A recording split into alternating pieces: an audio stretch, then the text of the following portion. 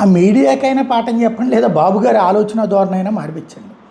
చంద్రబాబు గారు మంత్రులకు క్లాస్, అదేదో మంత్రులు అందరూ బచ్చాగాళ్ళు అయిపోయినట్టు వాళ్ళకి ఈయన క్లాస్ పీకుతాం.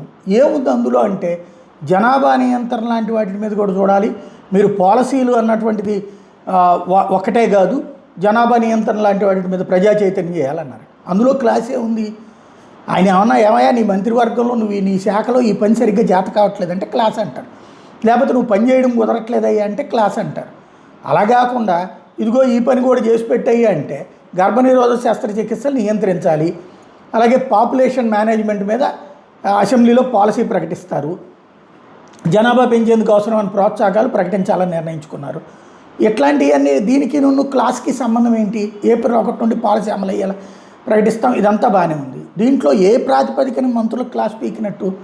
పాలసీలు మాత్రమే కాదు, ఇంకోటి అనేది పద్దాక అదేదో మంత్రులు ఏదో దొంగలు అన్నట్టు, ముఖ్యమంత్రి శుద్ధబోస్ అన్నట్టు ప్రచారం చేయడం తగ్గించుకోవడం బెటర్. పాపం ఆయనకు కూడా ఉద్దేశం ఏం లేదు చంద్రబాబు గారు. ఆయన హితబోధలు చెప్తుంటాడు, పెద్ద ఆయన ఇంటి పెద్ద ఆయన ఏదని చెప్తుంటే ఈ దాంట్లో ఇట్లా చేయండి అని చెప్తుంటే ప్రతిసారి క్లాస్ అనేటటువంటిది అదేదో ఎలివేట్ చేయాలనుకుని వీళ్ళని వెధవల్ని చేసే ప్రయత్నం చేస్తున్నారు. అది మార్చుకుంటే బెటర్.